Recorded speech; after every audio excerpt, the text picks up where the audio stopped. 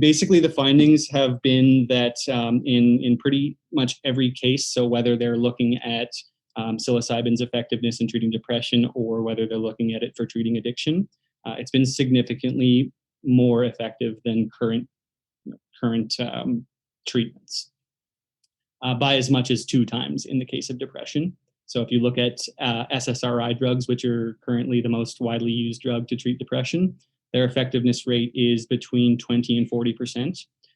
But the preliminary studies that have been done on psilocybin, and I want to stress preliminary because there have not been any clinical trials that have concluded yet, but there are multiple that are in phase 3, so they're getting close. But yeah, for depression, it was found to have an effectiveness rate of close to 80%. Are you curious about discovering ways of making your life better? Then welcome to my podcast. I'm Bob Nickman, and this is The Exploding Human.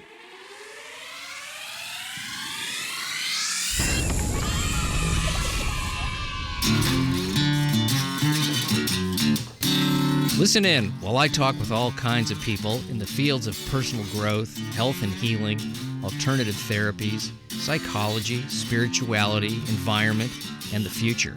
I'm looking for those answers that make life better for everyone. You'll meet cutting-edge practitioners, doctors, artists, filmmakers, business people, and those who have overcome challenges. The brave, the curious, anyone who is out there helping us humans to explore, expand, and explode. Hey, welcome to The Exploding Human. I'm Bob Nickman, and my guest today is Jeff Lebowe from Spores Lab, and we're going to be talking about mushrooms, magic mushrooms, gourmet mushrooms, psilocybin, and the benefits of microdosing. So stay tuned for that. First, I'd like to invite you to visit my website, theexplodinghuman.com. Over there, you can listen to all the episodes, read synopses of the episodes, see photos of my guests, little bio on myself, and there is a donate button if you'd like to support the show. That will also give you access to some extra content. There's also a YouTube channel which you can subscribe to listen to the episodes. That is The Exploding Human with Bob Nickman, add with Bob Nickman. And you can also listen on the Facebook page, The Exploding Human. So plenty of ways to listen to the show. As I said, my guest today is Jeff Lebowe.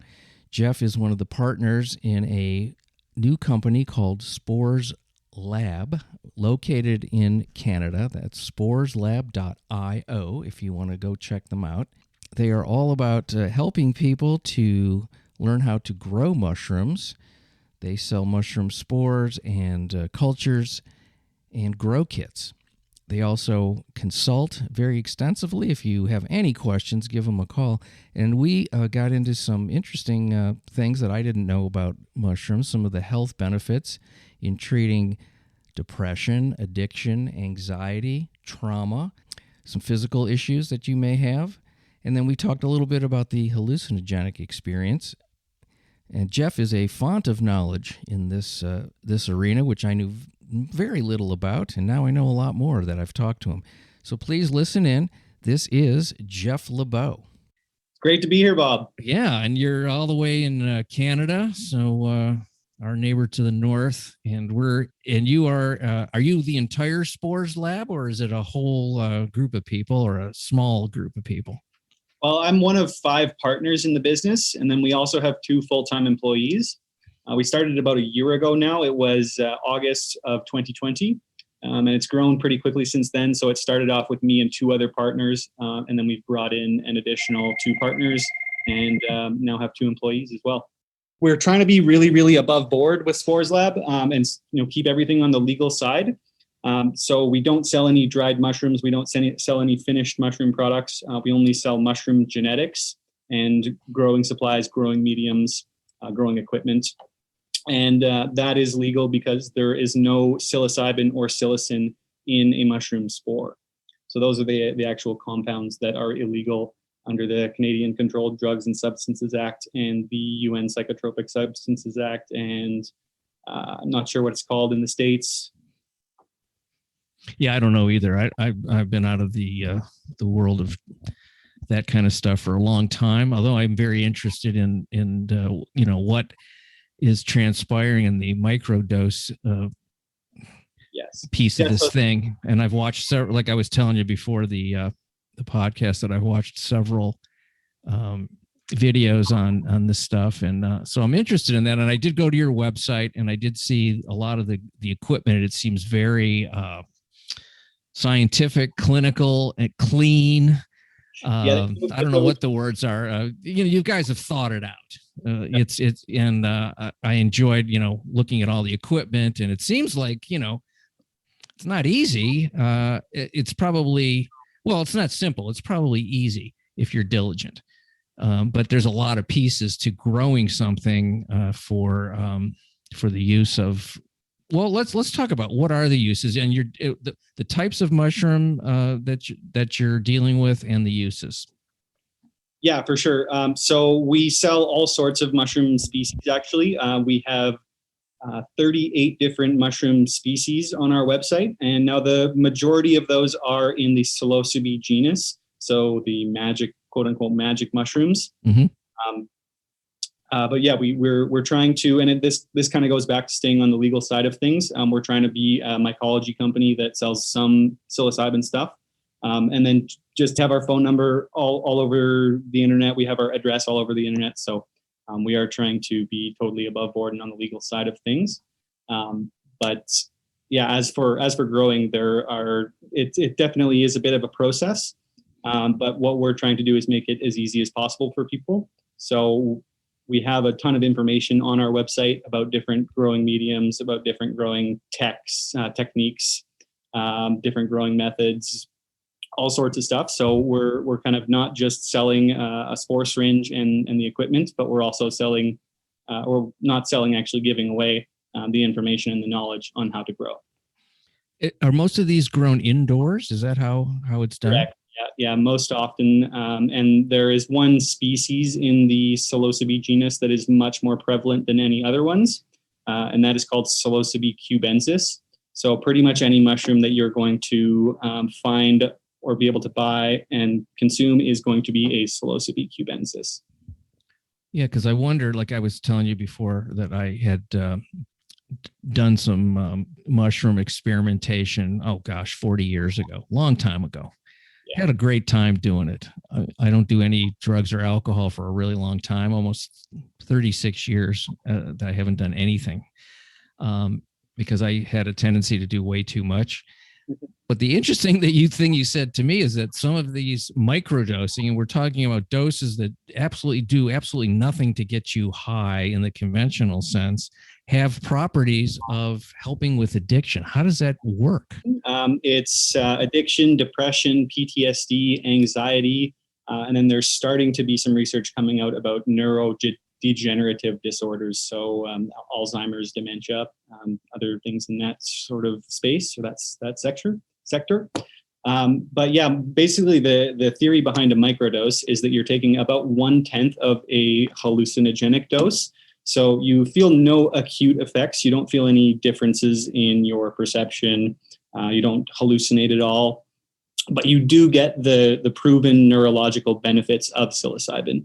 And some of those benefits are the stimulation of a few different neurotransmitters, the incitement of a hyperconnected brain state, dampening of a network in the brain called the default mode network. And that network is associated with a lot of conditions like anxiety, depression, PTSD, and addiction as well. So in my opinion, the research obviously isn't, the science on this isn't decided yet. But I think that it's the dampening effect on the default mode network of the brain that causes a microdose or a macrodose to be so effective. Well, I know that there's a number of universities that are doing studies in this stuff for quite some time. Stanford, Harvard, Yale, Johns Hopkins, University of Toronto, Berkeley, University of British Columbia would be some of the larger names. But there's probably 30 plus accredited, prestigious universities that are seriously looking at this. What are some of the findings? What you're talking about, that there's really a big improvement in people's lives for, I'm really interested in the two major things I'm interested in are addiction. how a drug can help you with addiction issues and also trauma. I think that's probably the biggest thing that affects the most people on the planet in whatever form it takes, because everyone's got some of that and some to huge degrees, some lesser. I mean, basically, the findings have been that in pretty much every case, so whether they're looking at psilocybin's effectiveness in treating depression or whether they're looking at it for treating addiction, it's been significantly more effective than current treatments by as much as 2 times in the case of depression. So if you look at SSRI drugs, which are currently the most widely used drug to treat depression, their effectiveness rate is between 20 and 40%. But the preliminary studies that have been done on psilocybin, and I want to stress preliminary because there have not been any clinical trials that have concluded yet, but there are multiple that are in phase 3, so they're getting close. But yeah, for depression, it was found to have an effectiveness rate of close to 80%. Wow, there's so many variables though when you're taking something that comes out of the ground as opposed to something manufactured in a lab. I'm not advocating for either one. I'm just saying that, there's the strain, the quality, the dosage, the person's metabolism. Somebody buys a grow kit and all the equipment from you guys, they grow it. How do they know what a microdose is? How do you figure that out for, each person is going to be a little different, I would assume. For sure. In the case of the studies, most of it is done with synthetic psilocybin, so not actual mushrooms, because you're totally correct that there is a lot of variance in mycology in general. Mycology is defined as the study of mushrooms. And this is the same for all mushroom species.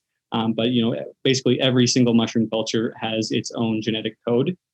In that sense, they're more similar to humans than they are to plants. So, if you were to buy a grow kit from us and grow it, and then you were to come back 6 months later and buy the exact same strain grow kit and grow it again, there would be slight differences in the active compounds that are contained in there.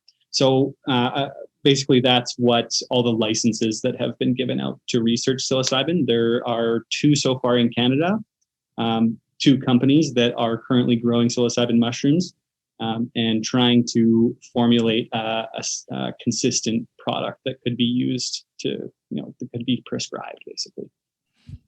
When you said something about synthetic psilocybin, I'm a little bit wondering how different that is from something that's being grown in the ground. It seems like there'd be a missing piece to it of energy, of something that you can't maybe even quantify.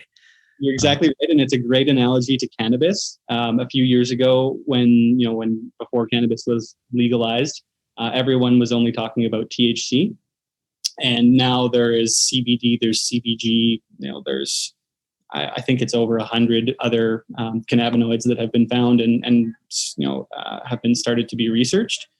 So it's the same for psilocybin mushrooms. I believe that there is an entourage effect that will give you a different experience taking an actual mushroom versus the synthetic psilocybin, because there are up to 35 psychotropic alkaloids that have been found in psilocybin mushrooms, and psilocybin is only one of those.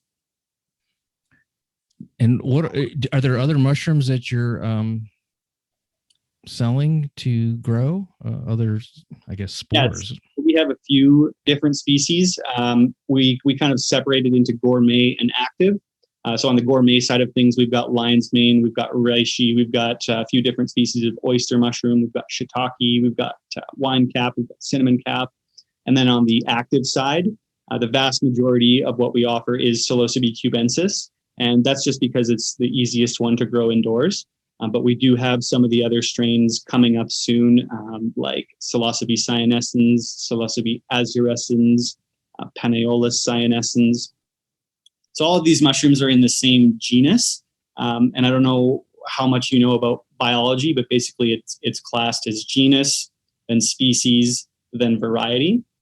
So the psilocybe genus would be, the highest order, and then species would split into, for example, cubensis, azurescens, cyanescens, and then the next level below that would be the strains. So if you're online, you've probably heard people talking about different mushroom strains. Maybe you've heard of one called penis envy.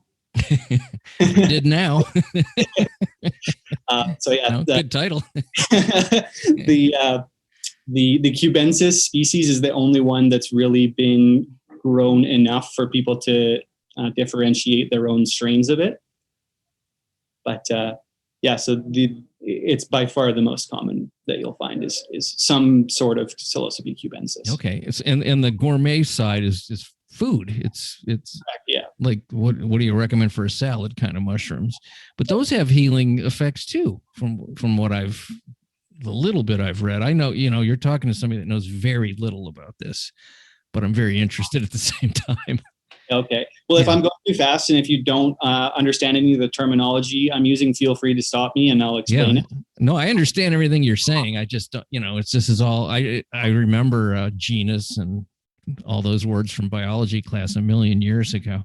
Were you guys like biology type people and you went to college, or you just figured this shit out on your own? Both, I guess. One of our partners has a background in microbiology. Myself, I am just high school educated, but I have quite a bit of hands-on experience with mycology. Yeah, it sounds great. I mean, it's really like it's kind of an underground thing that's starting to sprout and become above ground for the world to use. And I think there's probably, and correct me if I'm wrong, a feeling that you want to help. That's the feeling I get when I went to your website. Like these folks believe in this. They want to get the information out there. They also want to make an okay living doing it, but it's also, it's important. I feel that you guys think it's important to get it out there, especially when you think about big pharma and how much it's decimated, the culture and gotten people hooked on a lot of crap. Yeah, no, definitely. We really are trying to center our website around the knowledge, and also sell products, but have that knowledge and be first and foremost. So I'm really glad that came through when you were looking at the website. Yeah, it did. I was happy to see that, and a couple of talks that I watched on YouTube from some other people. It kind of brought that to the forefront too. I really felt like the people in this world, which I know, I'm just finding out about, actually care a lot about making something available that has been around way before pharmaceutical companies and will continue to be around, but has become this. There's a lot of fear around this stuff because isn't it funny though how stuff that grows in the ground is feared, but the stuff made in the lab is like somehow, quote, better? The whole modality of the current, the pharmaceutical space, they're trying to treat stuff. They're not trying to cure conditions. Whereas with psilocybin, a lot of these studies coming out, the one in specific that I'm going to reference here was from Johns Hopkins University. But it found that I believe it was in the high 60s% of people who had a psilocybin experience.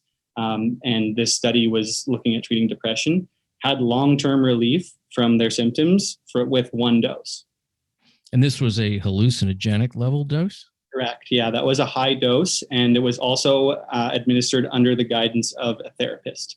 So that actually is another important note. Most of these studies that are showing the really high effectiveness rates, it's not just you take your psilocybin and you're automatically healed, you're magically healed. It's you take the psilocybin and during the experience you work through your trauma with a therapist. So it heightens consciousness to where the insights become clear and long lasting. And that's the part I find really fascinating. Like why, when you come down, you have a long lasting effect. You're able to remember it on a level that isn't probably in the mind. It's somewhere else. Mm-hmm. I think Mr. Stamets, Paul Stamets, who you mentioned earlier, has a great analogy for that. And so part of the effects of psilocybin as a function of dampening activity in the default mode network, it can serve to kind of erase some of your habits. So the analogy that Mr. Stamets uses is a sled track in the winter. And every time you go down that sled track, the grooves get deeper and deeper and deeper.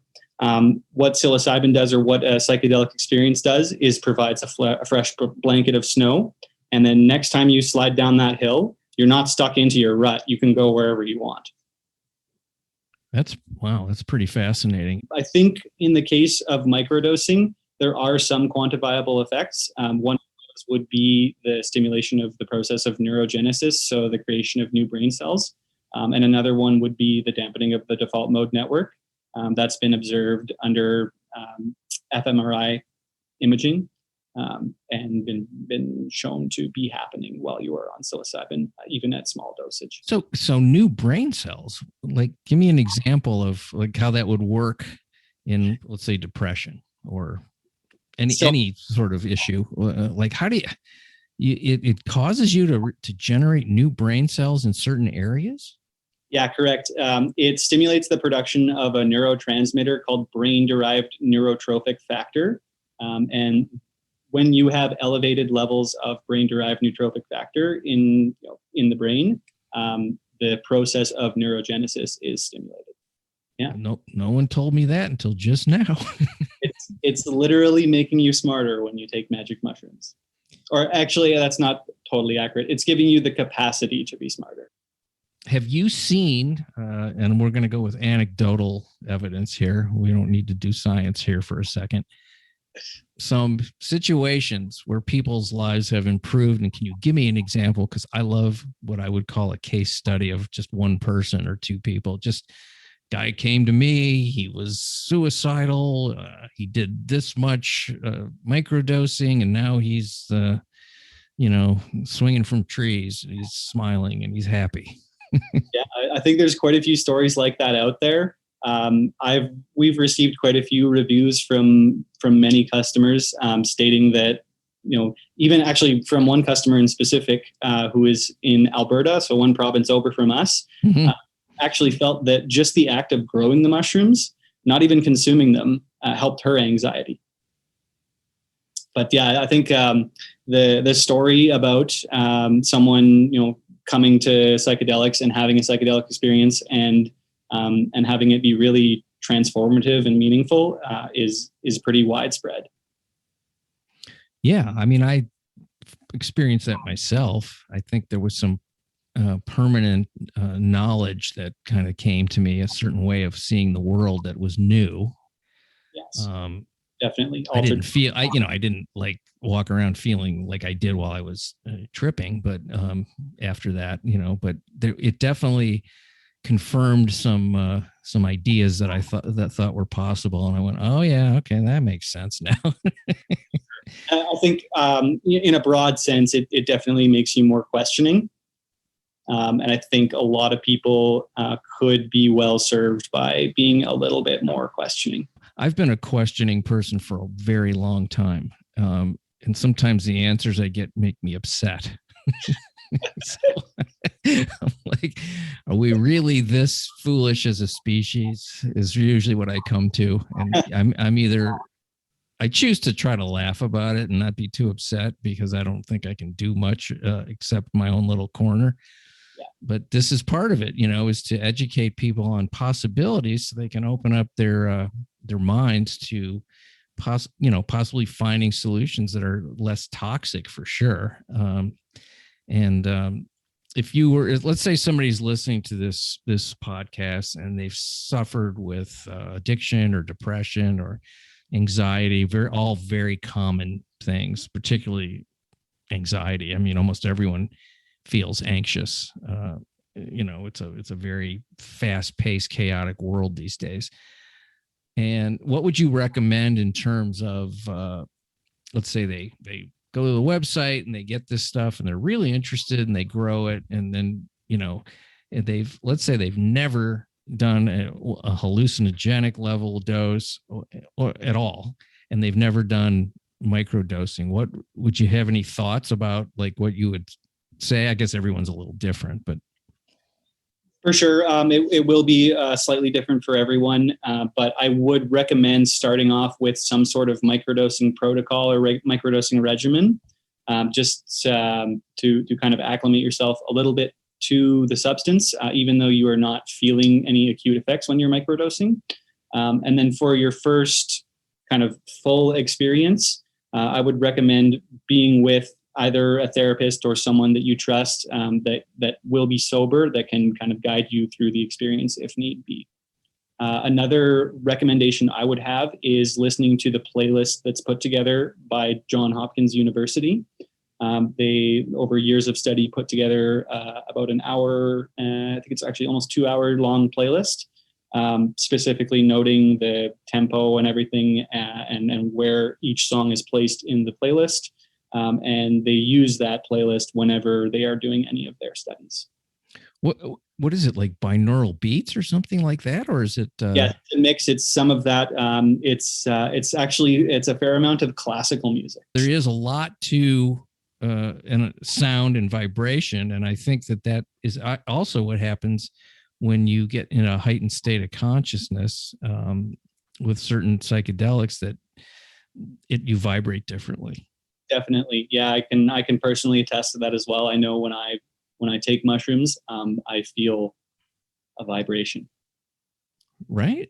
And a sense of well-being that, it's hard to describe, but yeah. No, just like calm, like you said, well-being, and just kind of like this vibrating resonance that it's hard to put your finger on it, but it's an experience that I think most people could benefit from. Yeah, I'd like to say that I can sense in a much stronger way the parts of the atmosphere that don't have objects in it, like the space between you and me. You can sort of sense that it's all one thing, that it's connected. Yeah. That there's no such thing as nothing, kind of thing. That's that's the allure of this stuff, and for me on the hallucinogenic level. Now, let's say somebody is doing this for depression. Is there a protocol for the length of time someone needs to? Is it forever, the rest of your life, or is it a 2-year period that's ideal? What has science come to with that so far? Research. So right now, it's looking undecided. Basically, there's been quite a bit of variance. I would say that if you want to start microdosing or have a full experience to treat your depression or PTSD or anxiety or addiction, you would want to have that full experience under the guidance of a therapist. And then you'd want to continue that with a microdosing protocol. 2 common ones are 4 days on, 3 days off, or once every 3rd day, and just kind of continue that until you feel like you don't need it anymore. Typically, that would be between 3 and 4 months, judging by most of the research that's come out. Oh, okay. That's a very short time. For sure. When you compare it to SSRIs, that if you're taking SSRIs, you're going to be taking them possibly for the rest of your life. And paying. That's exactly what they tell you. It's like, you're going to be doing this the rest of your life, sir or ma'am. So, and if it stops working, we'll find you another one. And what a perfect way to make a lot of money is to convince somebody that they need something the rest of their lives. I can't argue with that. Yeah. And that just never seemed to be correct to me. But I do suppose there are conditions where people do need that. I don't know. I'm not a doctor, but I love this idea of finding ways to improve your life that you can do, you don't have to go conventional. If it doesn't work, stop. That's right. Yeah, that's the nice thing about the microdosing too, right? Is like you kind of have nothing to lose. You're not gonna hallucinate. You're not going to have really any adverse effects. Like psilocybin is completely non-toxic. There's no LD40. There's very little reported side effects, even at high dosage. The only reported negative side effects is temporary uncomfort. Yeah, I can't remember. It was so long ago if I felt like nauseous or anything like that. That must have been the pizza I had. My theory on that is actually that most of the time when people do get indigestion or what's commonly called gut rot from eating magic mushrooms, it's because there's other forms of fungi growing on those mushrooms. They weren't grown in a really sterile area. They weren't dried properly. Because if you eat fresh mushrooms, that just doesn't happen. When you're microdosing, how do you know the amount? Like, how do you know how much to cut off of it and swallow? That's a good question. Typically, the average hallucinogenic dose is somewhere around 2 grams. So the microdose is defined as 1/10 of that.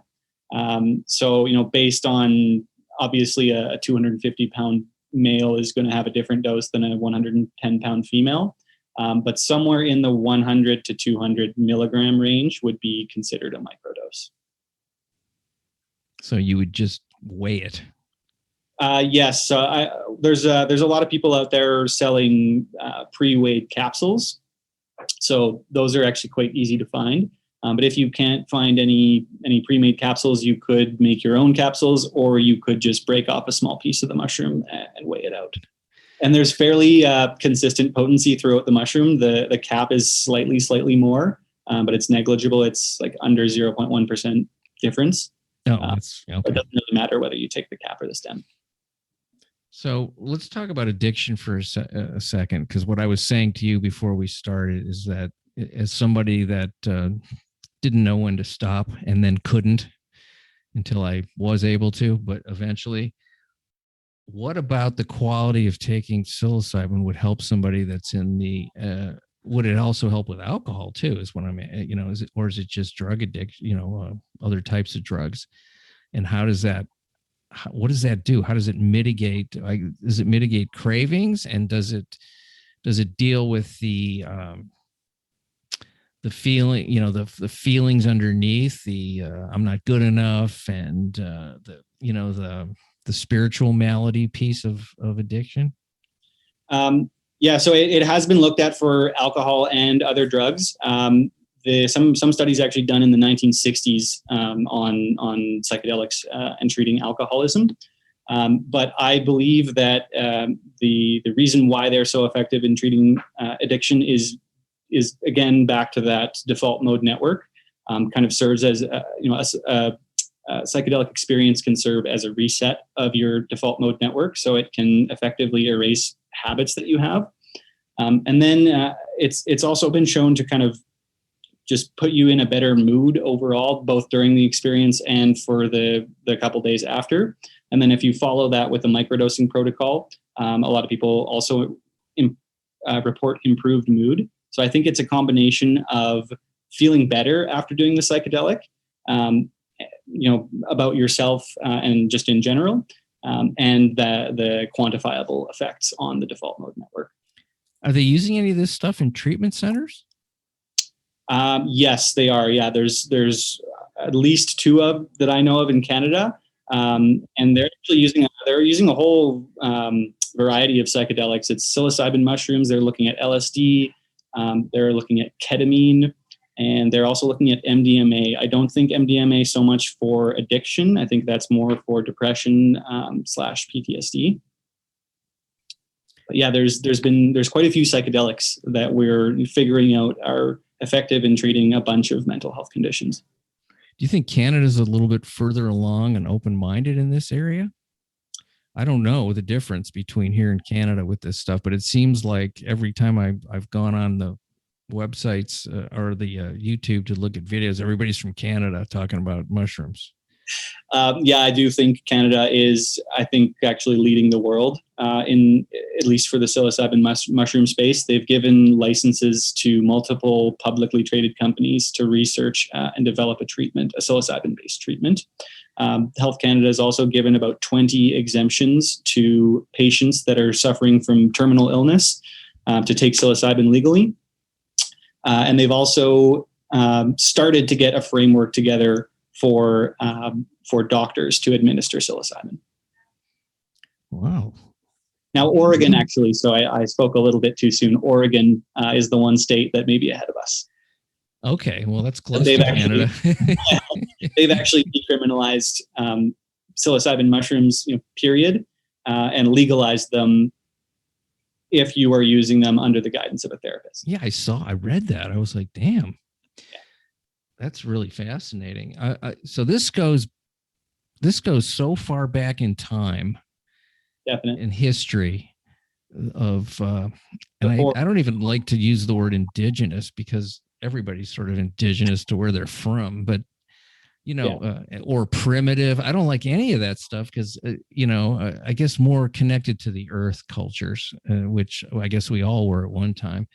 Yeah. But it goes back. I mean, I guess we can read about this from way back.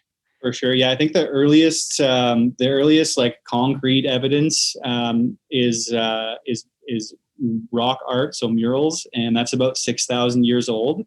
But there's multiple theories that state, or multiple hypotheses, I should say, that state that it's very possible that humans have been using psychedelic mushrooms since we became evolutionarily distinct. So since we became Homo sapiens, and I believe that's about 200,000 years ago. It's amazing. I wonder who the first guy was, because one guy went, "I'm going to try that," and the other goes, "I'm going to try that." The first guy dies. He eats a poisonous one. The second guy goes, "Oh man, I'm having a great time." Yeah, and going back to the whole neurogenesis thing and the creation of new brain cells, there's actually one hypothesis put forward by Terence McKenna, who's pretty big in the psychedelic world, that states that, or that hypothesizes that psychedelic mushrooms and taking psychedelic mushrooms were one of the catalysts for the doubling of the human brain size. That is quite a statement.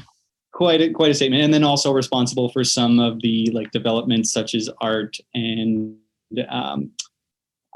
communication, language, society. So it's a pretty large statement to make, but it's also, you can extrapolate from having a psychedelic experience and see how that would be kind of an evolutionary benefit.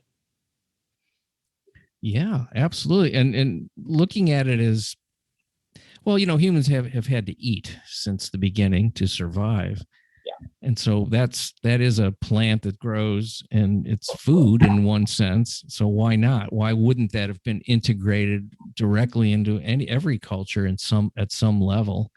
But the idea that certain plants are sacred is kind of an interesting idea too. That people experimented and realized we need to respect this for what it is, and not go overboard with it to have it turn on us in some way. It's like anything. If you eat too many carrots, your skin's going to turn orange. Yeah, and it's interesting how native cultures, or whatever word you want to use,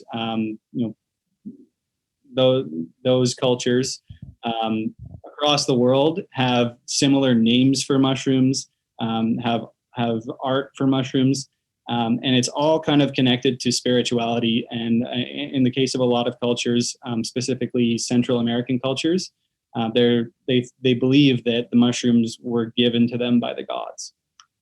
Central American, the Nahuatl language, actually the direct translation of their word for magic mushrooms, which is Teocananatl or something like that, translates to flesh of the gods. Mm. Yeah, the Egyptians as well. Their translation of magic mushroom in the ancient Egyptian language is sons of the gods. Actually, and there's a few Egyptologists out there, while we're on the topic of Egypt in specific, that theorize that the Egyptians actually cultivated magic mushrooms.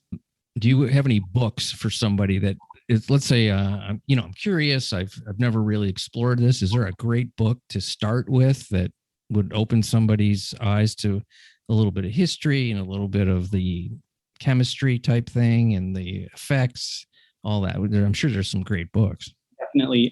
Yeah, I would say Psilocybin Mushrooms of the World by Paul Stamets is a pretty good one that kind of covers a lot of different species. It covers a little bit of history, and it also covers some more modern science. Stamets has been one of the few people that's been able to get some psilocybin species tested. So there's some really good information in that book. And Stamets in general, actually, I would say that would be a really good starting point for someone that wants to learn more, is just look into Paul Stamets. Yeah, that's one of the YouTube videos I watched. Yeah. He was very scholarly in his approach to talking about this stuff. I don't know what he's like to sit down with and, have a cup of coffee, but he seemed pretty scholarly. Well, unfortunately, I've never met him, but I would love to. He lives in Canada, right? I believe he lives, I think it's Washington, but he's okay. like near Vancouver Island. I'm pretty sure he lives on an island in. All right. Well, that could be a good day trip for you and the Spores Lab people to. Yeah, get some mushroom foraging while we're at it. Yeah, there's a few species that are only known to grow in the Pacific Northwest. Oh, okay. So it's like salmon. Yeah. The best salmon in the Pacific Northwest. If you've never had salmon from there, well, maybe Canada's got it too, I would think, because the water's clean. Wow, this is really fascinating stuff. I'm wrestling with experimentation. I don't think I'm going to do it, but I'm heavy into meditation. I think that may be as far as I'm willing to risk with my mind at this point. Yeah. A possible intermediary step would be taking lion's mane mushroom. It's been shown to have some of the same neurological benefits as psilocybin, specifically in the case of the neurogenesis kind of side of it. Lion's mane has also been proven to stimulate neurogenesis, and it also has a bunch of physical health benefits like cardiovascular health, for example. But yeah, I would say that would be a good way to kind of ease into at least. Okay. You're saying Lion? Yeah, lion's mane. So mane, like the hair, lion's mane. Exactly. LIONMANE. And that's completely legal to buy everywhere. Interestingly, we're at least in Canada, we're seeing the price of a pound of lion's mane mushroom approach the cost of a pound of magic mushrooms. So how much is what's a pound going for? Well, I guess it depends on whether you're in Vancouver or Toronto. Okay. Well, anywhere. Vancouver, I've been hearing like $400 to $500 a pound, and really? lion's mane is $200 to $300. Okay. Toronto, I would say for the magic mushrooms, you'd be closer to $1,000. But I try to stay out of that. Yeah, exactly. Well, I'm wondering, that was actually sort of one thing I wanted to talk about, some sort of a caution in terms of big pharma taking over this thing and wrecking it, or, wrecking the quality and making it this commercialized nonsense that doesn't really serve people. They must be looking at this stuff, obviously. If they're not stupid that way. I mean, they're very aware, probably even of what you're doing. Yeah, actually, I have spoken with a few pharmaceutical executives. We were just thinking about applying for one of the research and development licenses, and we're still kind of talking about it, but we haven't actually made the application yet. But yeah, I do think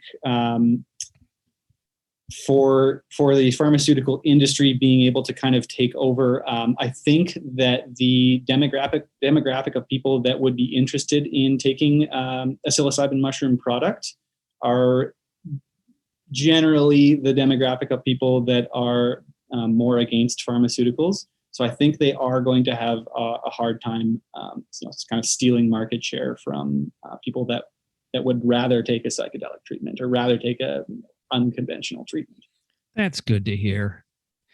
Let's keep it mom and pop as much as we can. Even if you look at the stock prices of most of the pharmaceutical giants, I think they're beginning to be on their way out.